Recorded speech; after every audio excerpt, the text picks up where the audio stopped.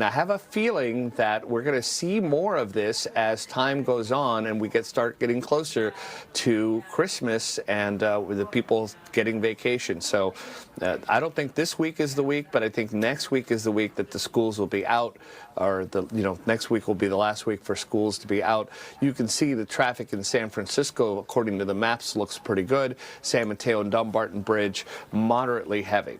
Now at 7:02, let's go back to the desk. All right, Sal, thank you. Well, 6 people are still in the hospital after that house explosion in Alameda County. The crews say it started with an early morning gas leak. Let's head out to our James Torres. Yeah. He's at the scene there near Hayward to bring us the latest from firefighters, James. Gossi and Dave, we did just talk to some fire crews earlier this morning. They essentially told us their job now is done. They were able to put out the flames after hours of working on it, and they say that has set the stage now for a lot of these investigations to begin. I can show you what we're seeing behind me this morning. A lot of it looks pretty much the same of what we've seen yesterday morning and yesterday afternoon. The caution tape is still up. The cones are still up here. You can get on to 238 off of East Llewellyn Boulevard here, but that's pretty much about it. Now, we can talk to you a little bit about what these firefighters tell us. They tell us no more fire is here as they wait for some of these agencies from Washington, D.C. to come in and begin their investigations. Flames are out. We use thermal imaging cameras, all the technology that we have. We've maintained a presence here 24 hours. We find no further hot spots. Everything's stabilized for now. We know the NTSB and Cal OSHA, they will be on the scene later today. We are still waiting to hear the conditions of 6 people sent to the hospital. We've learned a construction crew struck a gas line early Thursday morning. PG&E dispatched a crew to cap that gas line after it ran for about 2 hours. Then about 10 minutes later, an explosion blew up a home, damaging at least 2 other houses nearby. We've since learned 3 of those people in the hospital are PG&E workers, along with a mother, her daughter, and a 3rd person, all still recovering in the hospital. We also know the sheriff's office evacuated most of this block. This block is made up of a number of businesses as well as homes. People have been able to go back inside to gather their essentials, but no word yet on how soon until it's safe enough for people to return back to their homes full time.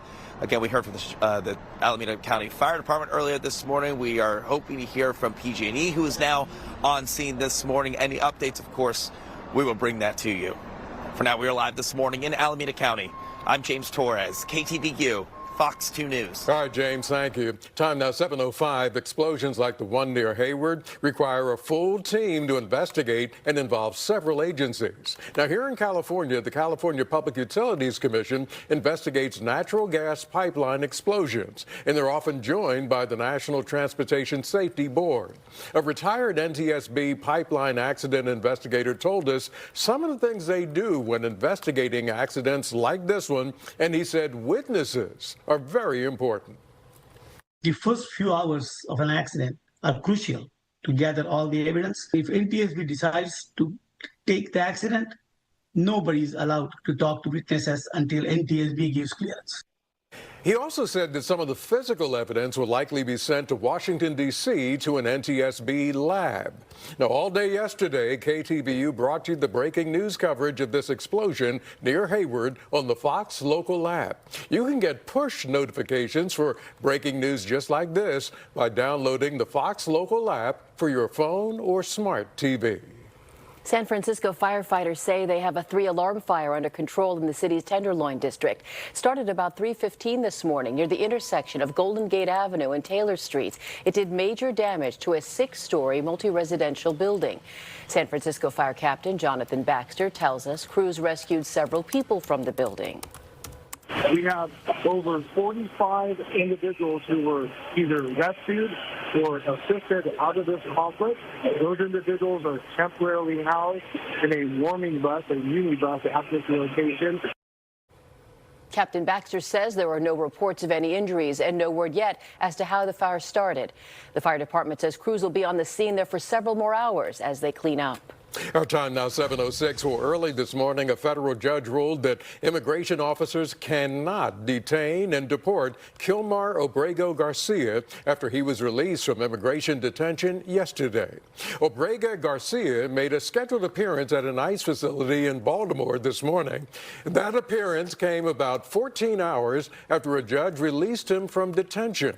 The national from Salvador originally immigrated to the U.S. illegally as a teenager. He's been at the center of a very bitter legal fight over immigration status since he was mistakenly deported back in March. He talked to his supporters outside of the ICE facility this morning. Y ahora estoy aquí de pie frente a ustedes y la lucha seguirá. Yo seguiré.